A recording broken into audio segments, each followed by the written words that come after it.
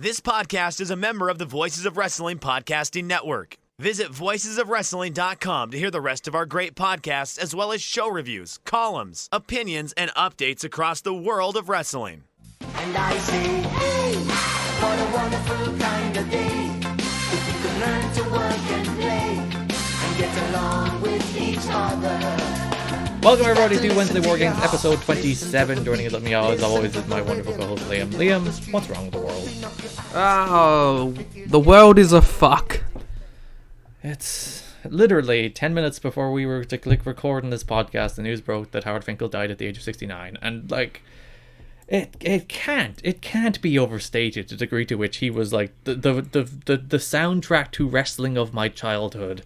In a way that he's like the best ring announcer of all time, and he's it's heartbreaking. Like, oh God, like why? Well, yesterday was bad enough, and now this. Like, nothing is good anymore. The world is a bleak, depressing place full of bad news, endlessly piling dictators on top of frickin' pandemics, on top of beloved heroes dying, and it's. Hey, podcast. How you doing, Liam?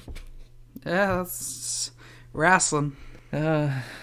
R-A-S-S-L-I-N, that's wrestling. I'm just... Man, Fink. Yeah. It's a rough one. It really is. How you doing otherwise? I know. Living.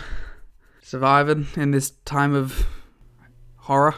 And we had the like 20-something people being released yesterday, which is, yay, we gotta maintain those profit margins, woo!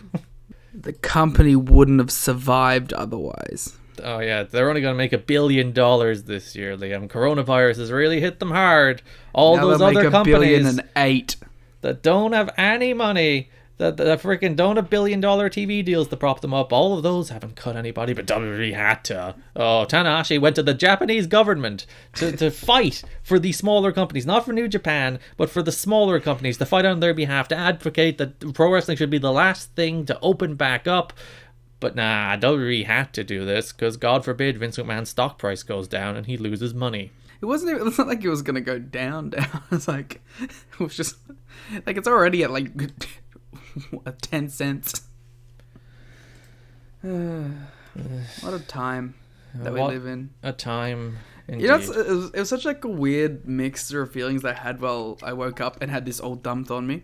Like, because I was really happy for the people who finally got their releases who had been asking for them forever. But I also like just depressed for Drake Maverick and Heath Slater and such. Yeah, and people like Zack Ryder. The people who thought, like, Mike Chioda has been working there since 1989 for 31 years.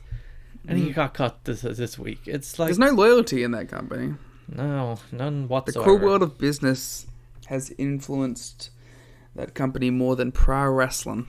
And the freaking government of Florida, the mayor of Florida being like, oh, WWE is a family. They look after each other. And then... days after they're declared essential, they declare how unessential everybody is by firing them.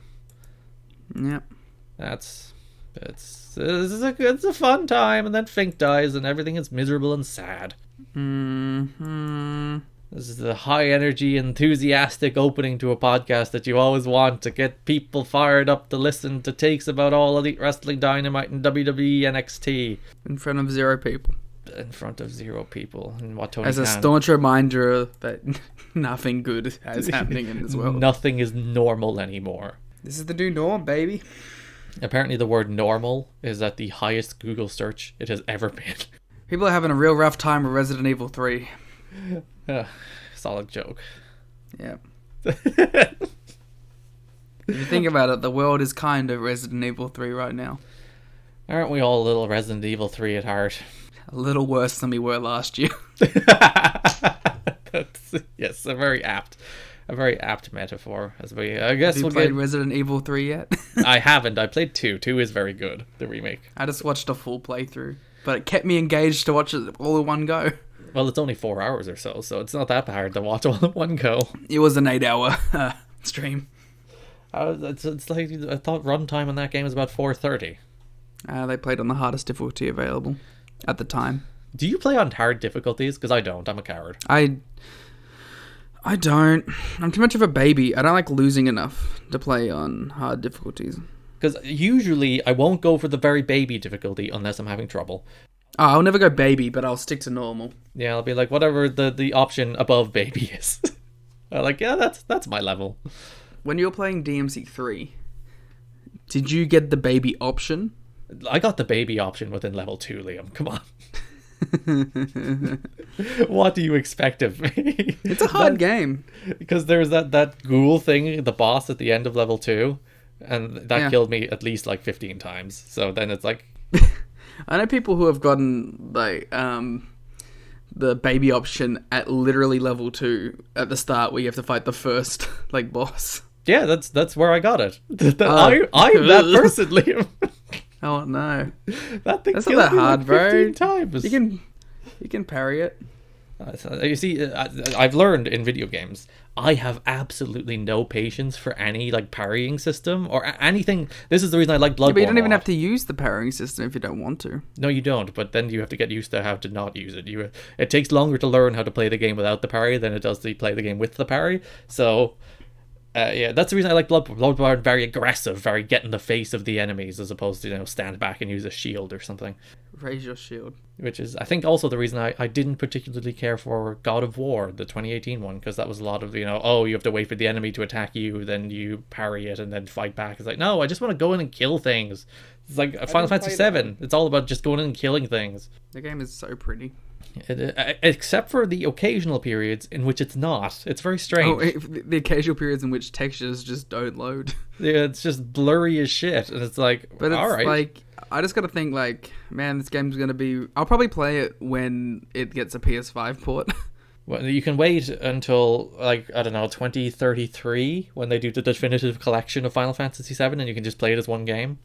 I'll wait till 2070 when they do Final Fantasy VII Remake. Or Remake 2. Remake X2. It's Square Enix, so they will give it the most convoluted name imaginable. The only company that is better than Square Enix at doing the complicated names is Arc Systems. Yeah, which is just Blaze Blue, Cross, Bloody Blair, 60, 79, 8. Guilty Gear, Revolution, XR2. It's like, what are you doing? What are Extra. you doing? Oh, well. So, we have wrestling shows to talk about, Liam. It's like the most, like... The only wrestling I watch now is these shows. And, like, if I didn't have to watch one of them, I probably wouldn't. So you I'd be watching so little wrestling. I've said this already. I'm very much over empty arena wrestling. I don't particularly like it. Even when it's good, care for it. I don't particularly like it. And like, because even when it's good, I think, man, this would be so much better if there was a crowd. Yeah, and we'll get into a very bad empty arena match tonight. But or will we? Or if you like that match, I will shout at you. But yeah. We've reached the stage, like, we'll still do this show because they're still doing the television shows, so we might as well. Till one of them quits. But yeah, I'm very much over all of this. I'm just over all of this, just all of it. It's like I don't even blame them, like for. I mean, I blame them for doing live stuff, but I don't blame them for airing the tape stuff. But it's like, can we? I don't know. I think I'd also be fine if we just weren't watching shows and then we just came back with big shows. Because like it sucks for the first couple of weeks, but like as I'm going through right now with Critical Role being on hiatus, like the first 2 weeks really sucked because you get excited for the day and you're like, oh wait, it's not happening. But then after that, you just kind of forget about it and you're just excited for when it will come back. Life moves on. Yeah, it's worse when you're like, oh, Double or Nothing is still happening. And I'm like, I don't want to watch pay-per-view matches like this. Just cut everything and have Double or Nothing be your show back. Just cut everything and have a big NXT Super Show with both NXT UK and NXT and have that be your show back. It's not a hard Worlds concept. Collide.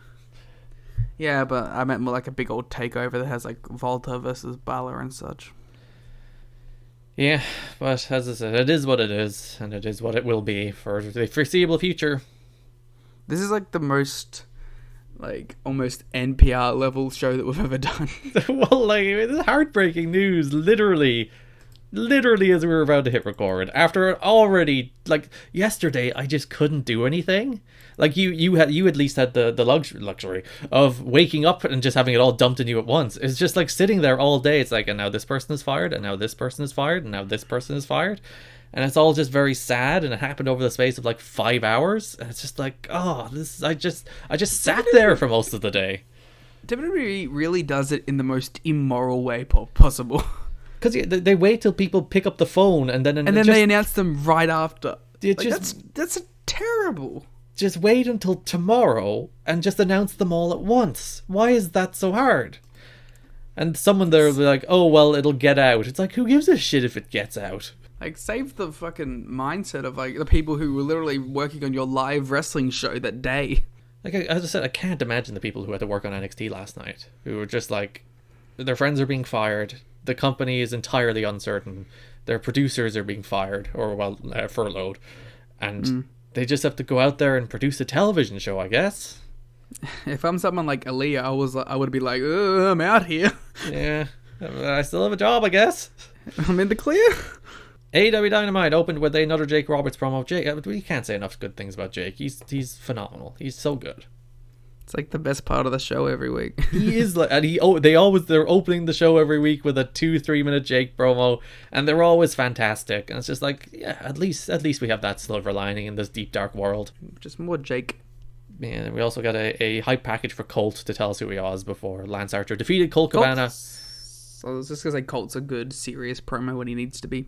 Colt's like he's one of those like utility players that you can put in any role. Like, you could give Colt a challenger of the month world title match, and people would buy it. And you could have him doing undercard comedy, and people could buy it. And you could have him on tag team, and people could buy it. You can put him on commentary, and people will buy it. He's one of those people. You can literally do anything you want with Colt Cabana, including have him establish credibility for Lance Archer, which is what this match was about. Unlike a Marco or a similar level wrestler in the company, Colt, even though he's like new, has a lot of stakes still, I feel, to even the casual audience. Because like he's spent years and years building up his brand and building up his reputation, and it's funny because he's never done that as a serious pro wrestler, man. He's never done that as like a guy who takes himself seriously and needs to be pushed, and yet people take him seriously and invest in him because, you know, he's very talented and people care about him. He also has those moments, like, because he is such a utility player, where they can put him in these big feuds or angles and it doesn't feel forced. Like, in every company he's been in, excluding one, that's always been the case, you know what I mean? It's like, when he was doing Endo Berry stuff, like, he could be what you needed him to be, but then also he can have a best of 7 series with Adam Pearce all around the world that gets a lot of positive praise. In Ring of Honor, you have him come back in, but then when you need him to, you have him turn up and have a very serious program with Jay Lethal. He's a good wrestler. A good and diverse, like I said, utility player. So yeah, Lance Archer beat him in a really nice little match. You know, Colt got enough that he didn't get squashed, but also Lance didn't give so much that he... Because I always insist, people are like, monsters should be indestructible, and I'm like, no, they shouldn't. The key to a good monster is the amount of vulnerability they show. It's not being invulnerable, because you have to believe the person can beat them. So they have to sell enough that they remain credible, but not so much that they veer into like you know, a cartoon character or that people don't take them seriously anymore. There's like that line, but that's like, being invulnerable is not interesting. I feel like the core of the thing that makes these giant characters the scariest is like the fact that they are men. You know what I mean? Like, they're just people who are giants. They're not like these supernatural beings that you shouldn't be afraid of. Like, this is like, you could imagine us walking into a store and like Lance Archer's just there and he'll just kick the shit out of you. That's why it's more effective than, I don't know, a giant mummy called the Yeti. He seems so much taller. I never considered Colt a small man. I know Lance is very tall, but like, he was like a full like head and a half above Colt. I was like, dear God, this man is gigantic. Which is even funnier when you see him next to like Jake and he's just peeking over Jake. Yeah. It's like, is Colt small? Did I just never realize Colt is small? No, like, because Colt's like 6 foot. Yeah. It's like, 6'1" on a good day. dear gosh, Lance is gigantic. Britt Baker was in her dental practice. She was giving out about having her face broken. That's about it. She's so good at this stuff, man. Again, I like her just being like completely in her own head, thinking she's like the coolest chick. Yeah, it's like because like in many ways her character has but they've just reframed all the dentist stuff that she's like, I'm a dentist, look at me, I achieve things unlike you other dopes, and then she goes she's saying like, I achieve things unlike you other dopes, but you can. she's inspiration. She's the true role model, the true inspiration for all these other women in the AEW women's division. She's like that like that girl or guy that you'd be in class with, and you'd like see them upset after they get a test result, and you're like, oh man, what'd you get? And they're like, ugh, B+. You're just like, shut up. Shut your mouth. They had a bunch of people as talking heads throughout the night, hyping up Hager and Moxley. They sure had a lot of them. A lot of people from Bellator MMA as well, I might add. Surprisingly, all siding with Jake Hager. Including Mike Goldberg, which is funny because WWE spent years trying to hire Mike Goldberg. Like going back to 2005, I think, was when they originally tried to poach him from UFC. And even when he left UFC, I think they were interested in him again in, 2017 or so. Like years and years trying to get Mike Goldberg, and then he just randomly pops up on AEW. It's funny. It's because they weren't trying to poach him. It's much easier when you just say, hey, do this small thing for a guy that you might like or have a good relationship, seemingly had a good relationship with. Also, everyone's at home and bored. That's true too. It's like, yes, I'll be on TV. I'll keep my name out there. It's better than me just sitting here. There's also an upsetting number of inner circle people in these talking head shots. It's like, I wonder. Dude, that's who hilarious they want to though. But that's exactly what you'd expect it to be. Yeah, because they had Santana Ortiz and the Sammy there, and no one on they could at least got Renee Young or something.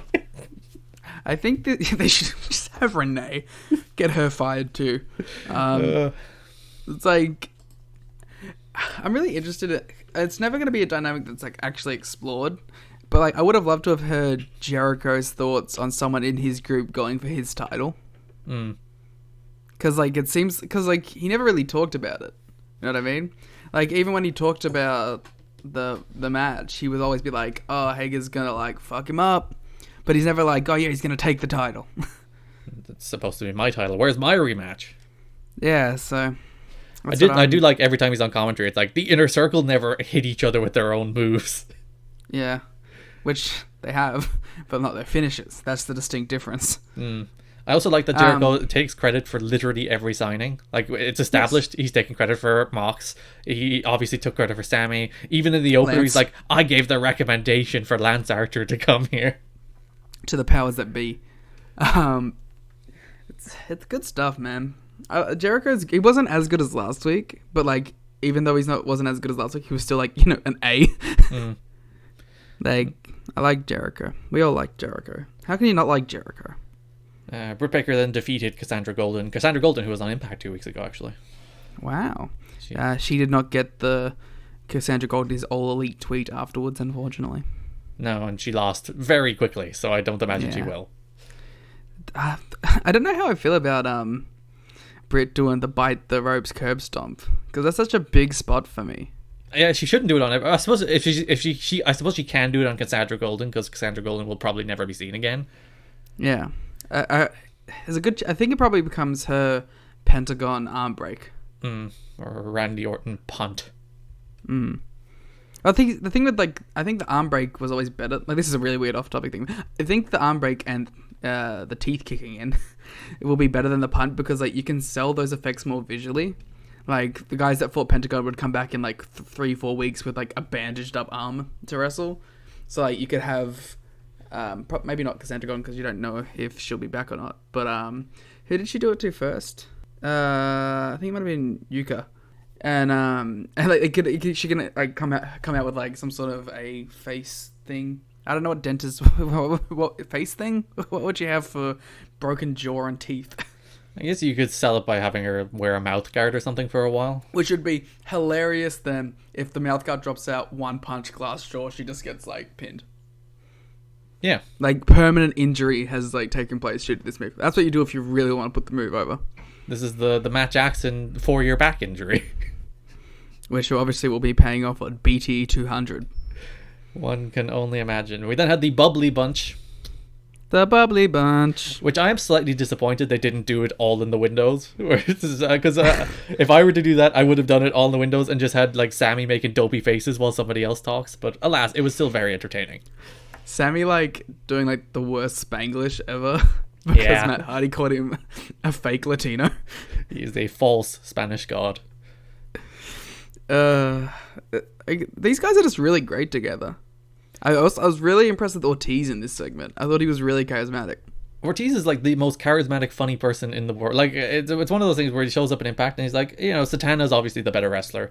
And it's like, oh, Ortiz is there too. And then slowly you realize, wait, Ortiz is like insanely funny and charismatic and like just stick a camera on him and he will always be amusing and he'll shout the best very loudly and hilariously. That's probably why they complement each other so well. Because like Santana's a bit more of the serious guy, and Ortiz is just like the wild card. That's not to say Santana is the better wrestler. It's not to besmirch Ortiz, who is also a very because I love Ortiz. I really enjoy his matches. Yeah. I want to see more of him in singles stuff too. I want to see them both more in singles stuff. The Bubbly Bunch. God, like every time they do something like, and it's like when you remember when they debuted in October, it's like what a weird group of people this is, and now it's just like still kind of weird though. Like you still look at them and you're like, how do these people mesh? The real like thing will be if they ever add another member, like will that completely throw the dynamic? And 6 is a lot of people. 5 is a nice stable number. Well, the thing is, they always said they want to add a female to it. Who would you add? I don't know. You need to have someone who can keep up with the charisma. That's the thing. Oh, Britt then. I was gonna say maybe you could have Britt because like Britt would be able to play along with everything really well. I think also the image of Britt coming out with like Swagger behind her as like the heater, that would be really cool. He would be much larger than her. She comes out doing the like the Prince Devitt thing on Bad Luck Farley's shoulders, except she's doing it on Jack's shoulders. Sammy Guevara then went on to defeat Pineapple Pete and the Shug D. It was a perfectly fine match. Jericho botches everyone's names, and I don't know if it's intentional or not. It's clearly just shtick. He just called him Sugar the entire time. It's clearly not his name. The way he did it, I think it was clearly him doing a bit, because he was like, Suga, Shug. He couldn't get it right, and then he got frustrated and was like, nah, Pineapple Pete. Give Shug D a signing. Give him a contract. Have him work a main event program with Jericho. Oh, he definitely should get a match at the very least. And Sammy faces Darby Allin next week? That one's next week, isn't it? Yes. Yes. It's either that or it's Kip and yes. Dustin. I like how you can tell which people are within the vicinity of the tapings because they're on every show now, whereas before with Dynamite, it'd be like a 2-week break before you see people. Kip Sabian would disappear for a month at a time. Or Sean Spears is suddenly on the show. Yeah, Sean Spears is on 2 weeks in a row. Sean Spears has been on Dynamite for the last 5 weeks in some capacity. He's finally made it. He's via attrition. He has finally made his AEW. He's made his mark. Good work, Sean. He's heartless, you know. Kip Sabian defeated Chuck Taylor in a fine match in which I was kind of mad that Chuck lost. Yeah, but Kip's in the tournament. I don't care. I like how during this match I messaged you saying I hope Kip and Havoc are a team, and then they became a team by the end of it. Yeah, there you go. Yeah, Jimmy Havoc attacked Orange Cassidy. By the way, Chris Jericho on commentary was going after Orange Cassidy, and it made me realize they're definitely having a match. I hope that's Double or Nothing. Like, screw the Matt Hardy stuff. I hope that's your Double or Nothing match. Yeah, they will definitely wrestle someday, and it will be absolutely majestic. Oh, actually, no, save it for people. I think that needs to be a match with people. Yeah, it's all out when you come back. But Jericho and that being said, Orange Cassidy is definitely showing up when Jericho goes to the Matt Hardy compound. He'll be like, I don't know, under the boat. Under the boat, yes. He's gonna be under the boat, and then he's gonna like annoy Jericho, and Jericho's gonna take a move, and that's gonna set that up for later. So Yeah, Sabian beat Chuck Taylor. I'm very over Kip Sabian. I never want to see him wrestle again. I really don't mind him. Like, I'm not like, fawning over Kip Sabian, but like, I really don't mind him. He's just kind of there for me. Sean Spears defeated Justin Law, big squash. He fought the Law and he won. Yeah, more like just out of Law. Nah, there's I thought of that joke while watching it. I was like, literally while saying it, it's like, it's not even a joke. There's nothing here. Next week. Indeed, next week we have Orange Cassidy versus Jimmy Havoc, Darby Allin versus Sammy Guevara, and Kip Sabian versus Dustin Rhodes. Both plus matches. Kenny Omega in action. I hope it's Kenny Omega versus Shugdi. Sure. And then our main event. Hey Garrett. Don't you dare. Hey Garrett. I liked this match. This was worse than Gargano and Ciampa. That's my hot take. I liked this match. This match was god awful. I liked it a lot. It did nothing. I am so over 30-minute empty arena matches. Just okay. Stop it. Just stop. Stop torturing me with these endless walk-in brawls in front of nobody. Okay. We're got punch, no reaction. Punch, no reaction. Fall down. Lie there for 4 minutes. Garrett, punch, no reaction. Garrett. Go through 2 commercial breaks. Punch, Garrett, no reaction. Oh, we're gonna roll on the floor and do some holds for no reason. And that goes for 30 minutes. Garrett, let me I'm talk. sick of it. I don't want it anymore, Liam. No. Stop doing this to me. Stop Garrett, let me it. talk, please. Garrett. No. Okay. I like the match. That being said, I do think it was way too long, but I still like the match. There are principles of empty arena wrestling. There are things you can do in front of a crowd that you simply cannot do in front of no crowd. Brawling endlessly while doing nothing is one of those things. Because if the crowd's hot, if the crowd's into that while you're brawling through the crowd, it's like, oh yeah, look at these two, they're tearing into each other. And if they're not, which they'll never be because there's nobody there, it's just endless nothing. It's just like, we're going to walk through these chairs and nothing's going to happen, and we're going to put on a mediocre looking figure 4 around a pole, and that's the highlight. And then you're like, just leave me alone. May I speak of the things that I liked in the match? You be short, be brief, be intense, be physical. You need to. I thought you were replace talking about me crowd. in my description of why I like the match. Yes, there you go. Be short, Fine. be brief, be intense. And physical. That's the most important part. Alright, I'll be very quick. I liked the opening of the match. It was very Bloodsport grapple-y, which I like, but I can understand why people... Yes, I can understand why people wouldn't like that, but I enjoyed the grappling. I liked that Hager came across like a bear just constantly trying to smother Mox throughout the match. I like that Mox threw some real hard shots in there. And yeah, that's about it. But I do think it went too long. So you do agree on that. Tony Khan being like, this is going to be one of the best empty arena matches on the history of wrestling. It's like, it was like the 3rd best empty arena match on this television show. Yeah. It was the best, but anyway. I hate everything. There's nothing I enjoyed do not this hate. match. It's freaking... It gave me the most... Hager was out of breath, though. Jake Hager against Jon Moxley going 30 minutes would be a tough sell in front of the hottest audience in the history of pro wrestling.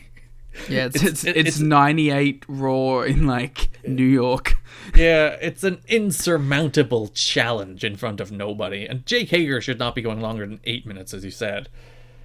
I didn't say that, but I'm adapting what you said about him. you're taking my words. Yes. But, yeah, I liked that they both had their camo shorts on for this fight.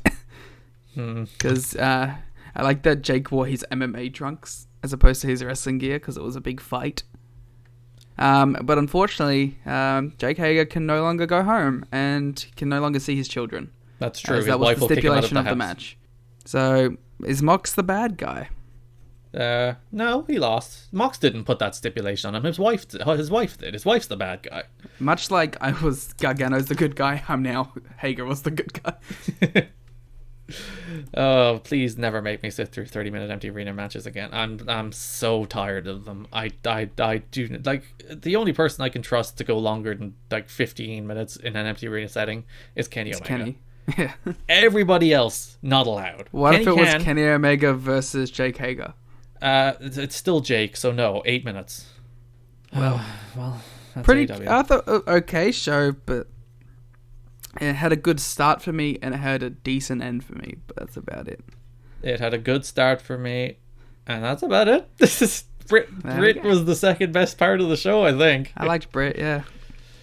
I Which- even liked Sean Spears' entrance. That's That was true. pretty neat. It was a nice little squash for him too. I thought he looked more. The bubbly bunch. Yeah, he looked. The bubbly bunch was too good too. I thought Spears looked more intense than he's looked in recent matches. He was really sinking his shit in. Well, really. I know we skipped over that match, but I did actually like the 2-minute story that they were telling, where like Spears was kind of like taking it easy, like a house show, and then the guy fought back and he got to move more intense. I thought that was a pretty cool story. Yeah, For a beat the squash. heck out of Because like sometimes like squash matches, they don't even you don't want to tell a story. You just want to have the dude beat the guy up. But like this one had a nice little story arc in that 2 minutes. Mm-hmm.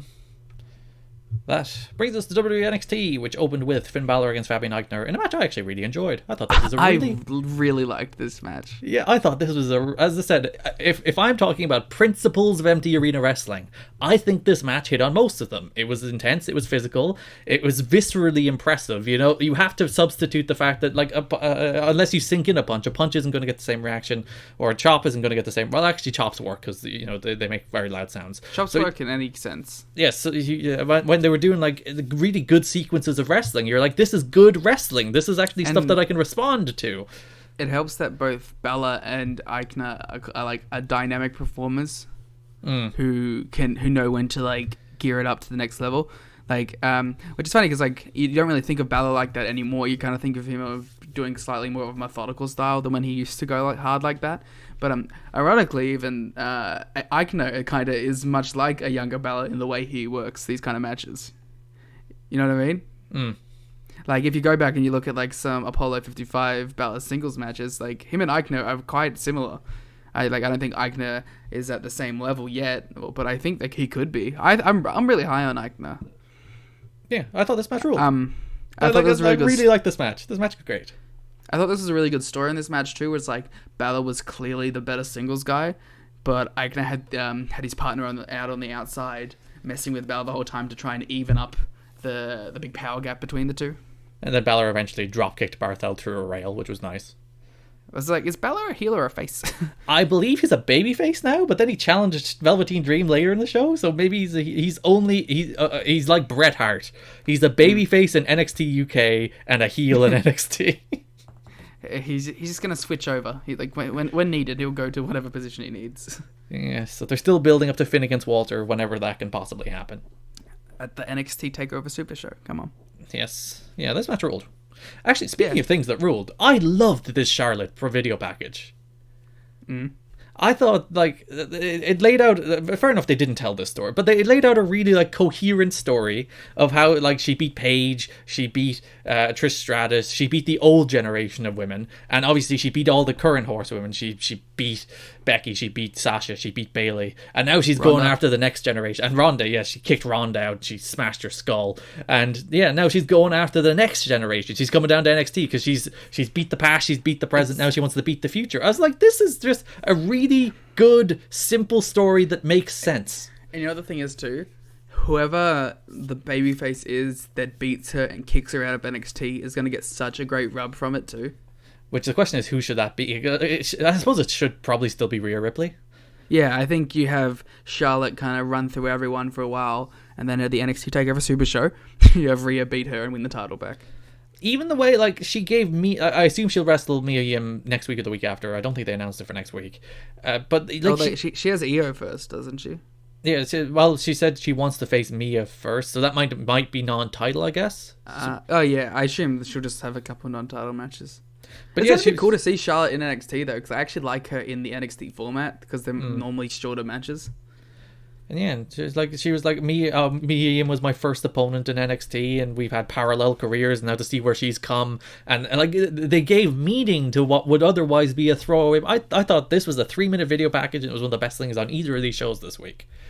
It made Charlotte feel like a big deal. It did, and she like very well delivered, very well produced. This was great stuff. I liked this a lot.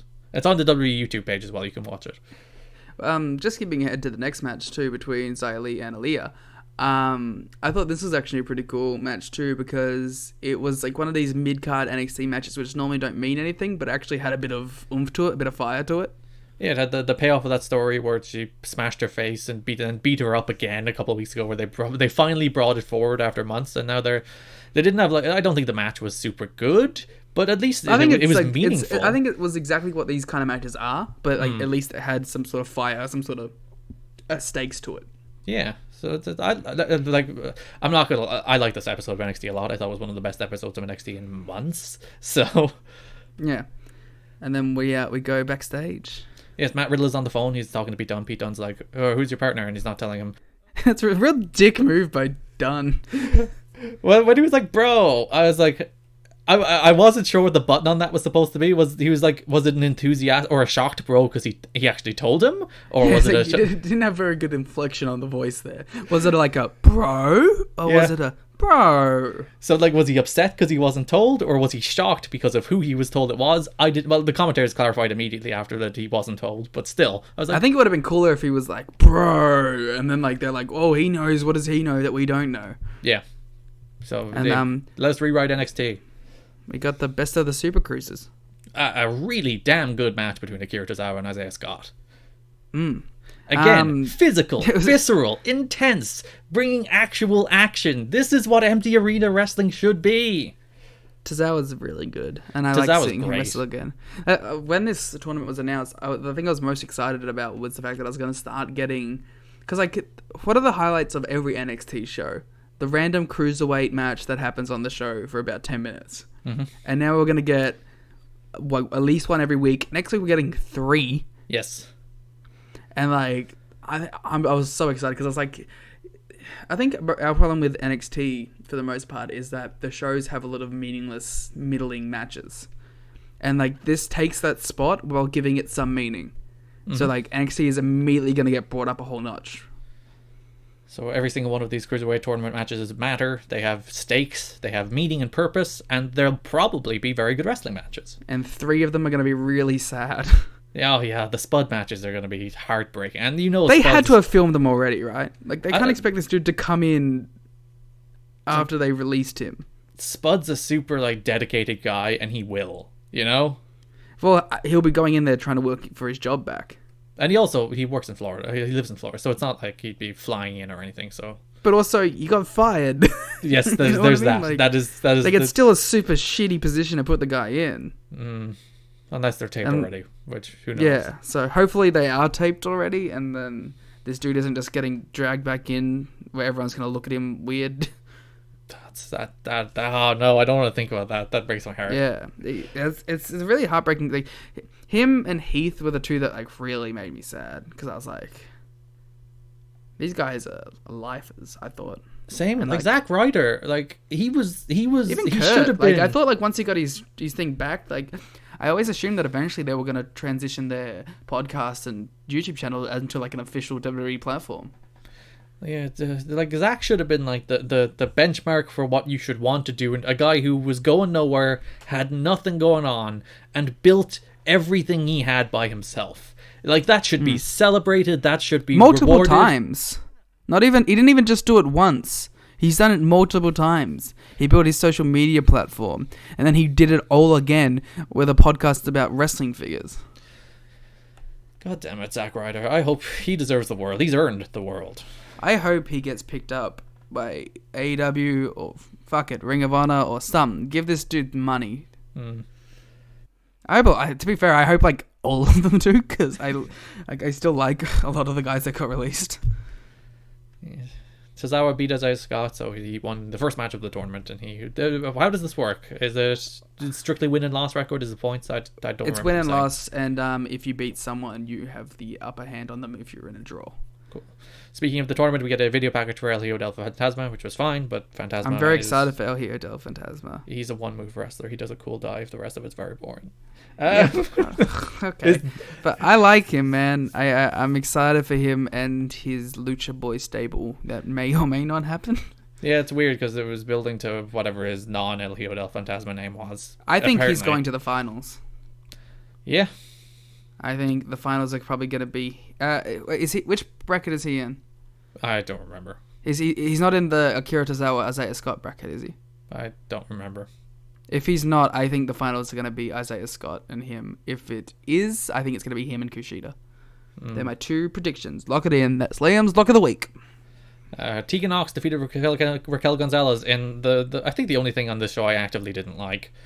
I thought, like, why did Raquel Gonzalez lose?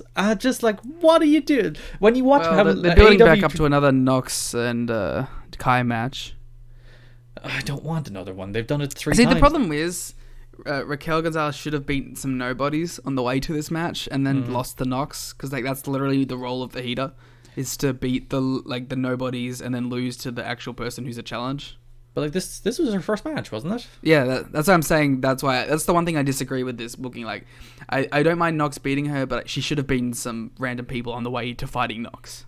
I think there's a much easier way to, like, you do Tegan Knox against Raquel Gonzalez.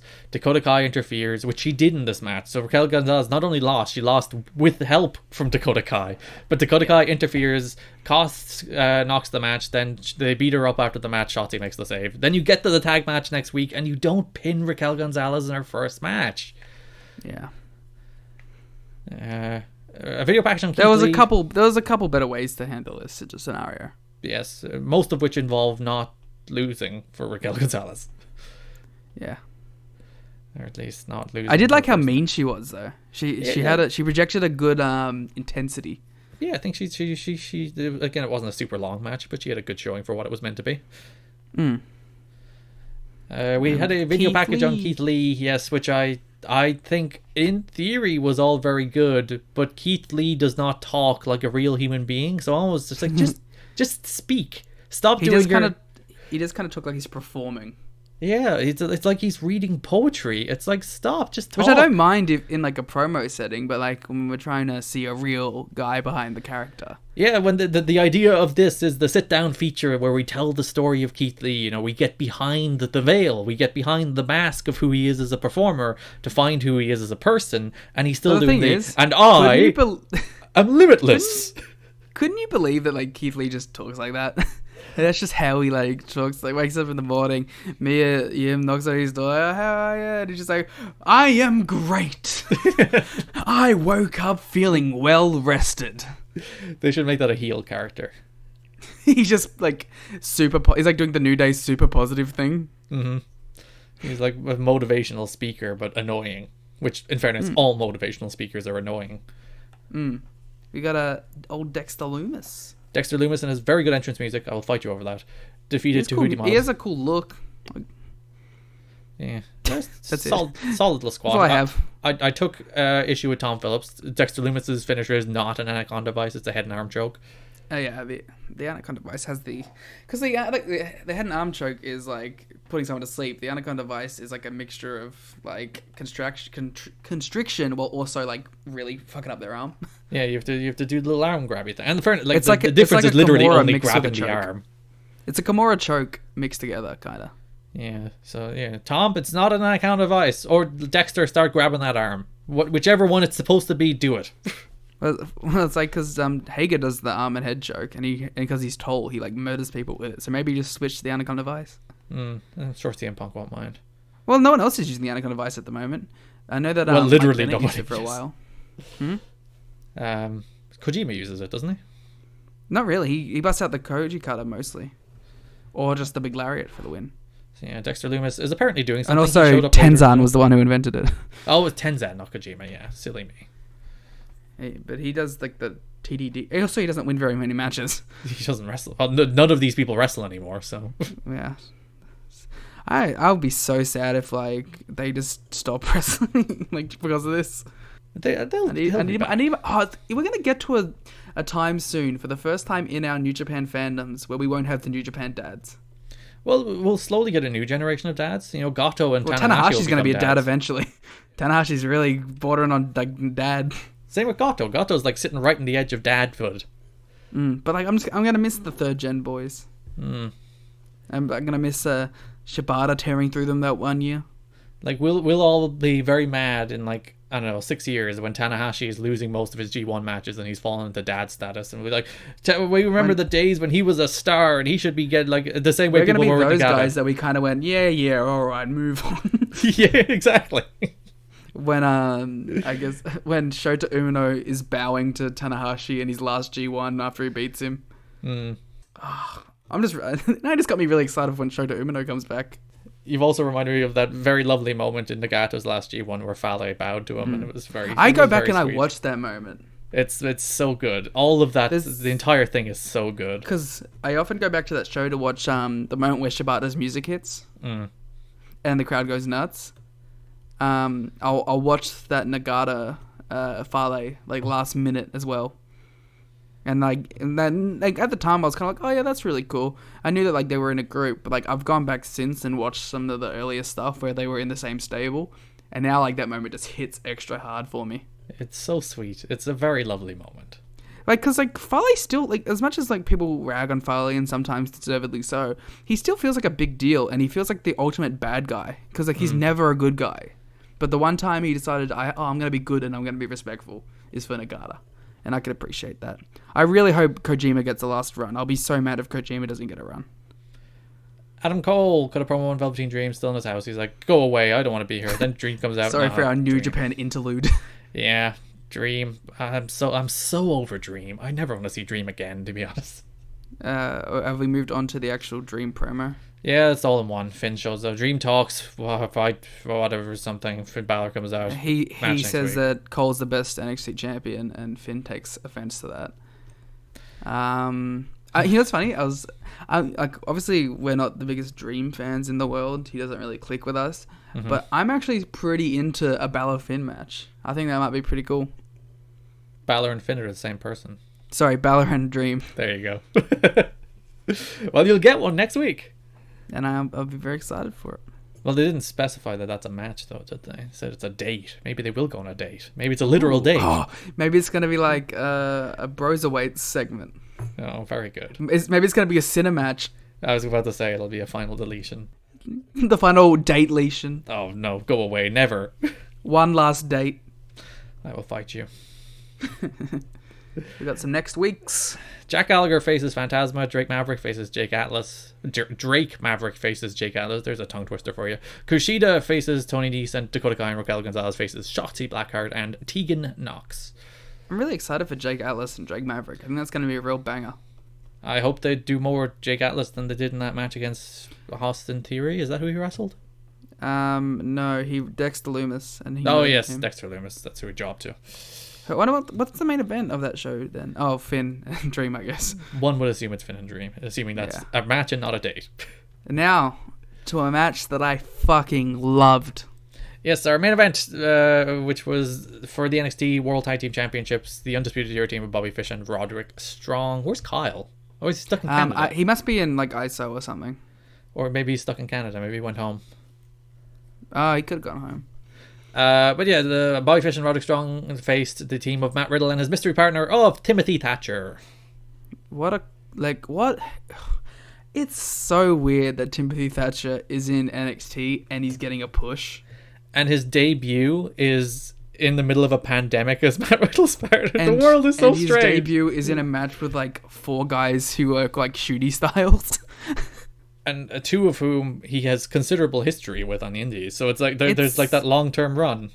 It's really cool, man. Like, I'm normally a very, I don't know, pessimist when it comes to NXT signings, but like, this one may be like, wow, that's kind of cool.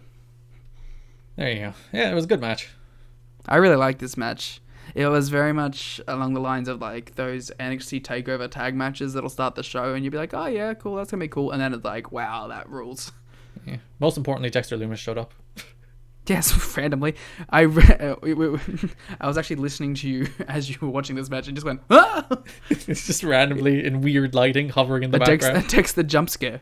That's what happened. It really was. They should that actually should be the character. It should have nothing to do with the 4 people in this match. They should just do Dexter jump scares in the middle of matches. So, like, who's the weirdest one for him to feud with going out of this? Bobby Fish. But, like, also just him and Matt Riddle randomly? Or him and Tim Thatcher's first program in the World Wrestling Entertainment is against Dexter Loomis. I was actually thinking while I was watching this match too, is Bobby Fish and Roderick Strong the weirdest Undisputed Era combination possible? It's, yeah. Like, if there's one combination that you don't think will be challenging for the tag belts, it's Bobby Fish and Roderick Strong. I guess Cole and Fish is weird as well. Yeah, but even Cole and Fish, I feel like... I don't know. I feel like they mesh a little better. Strong and Fish is just such a weird combination. And I can't even think of a fun tag name for them. Strong Fish. Strong Fish Smell. String Fish. Strong Smell of Fish. Fish Rick. Rod Fish- Bob. The Bobs. Sure. Oh, no. Bob Rick. Yes. Yeah, there's nothing there. There's if you have suggestions for a Bobby Fish Roderick Strong tag team name, please submit them at WarGamesPod or in the Discord. I'm partial to Strong Smell of Fish. Because it's similar to Kings of Strong Kyle. There you go. But yeah, Which is by far the best name, right? It's very much up there. It works very well. I know what Bobby Fish and Adam Cole's tag name would be. What? Such a stupid joke that I thought. It's just gonna be all in capitals, flay, like you fillet of fish. I thought of it, thought it was great, and then said it in my head, and was like, "Wait, that sucks." But I've already talked myself into it, so flay is it. You're pot And of committed, as they say. course, Strong and Adam Cole are already a tag team, the Dojo Bros. It's very fishy. Ugh. Ugh, indeed. Riddle and Thatcher won after Thatcher submitted Roddy to his Thatcher's armbar a tag champ. Did they clarify that he is Yeah, he still they said standing, this is or is he for- just they the said tag that- champ now? They said that this is for the titles. But And they had him- he and he had the defended belt. the belts on behalf of Pete Dunne, but is he So the are champion? they a trio? I don't know. They haven't made that clear whether or not this is simply a stand-in defense where Pete Dunne is still champion. He had the or- belt, which makes me think that he might be champ. Because they might not know when this is all going to blow over and Pete will be back to defend the belt. So, Oh, yeah, Pete's probably locked out for another good 2 months. yeah, so like I assume they'll probably defend the belts against Stokely's boys. Which Stoke... They had a promo. They had a promo yes, earlier, actually. Stoke had a promo on the show somewhere. Which was a good promo, because it's Stoke. I actually liked it because he went along with, like, which is the line I think we've seen now a couple of times where it was like, there's 1.2 billion people in India, and these are the 2 strongest. I was like, that's kind of sick line. Yeah. That's a lot of people. That is a lot of people. It's a terrifying number of people. Any number of people over 2 is terrifying, to be fair. That is true. That brings us to the 2 people to close the show, which were Tommaso Ah, Ciampa, who was talking very about... good. Technically 3 it was people. 3. Scarlett was there too. But nonetheless, Ciampa was talking about Gargano. He's like, he's done with all of this, aren't we all? Before... Not Killer Cross. What is it? Carrying Cross is his Fed name? Carry on, my wayward son. There you go.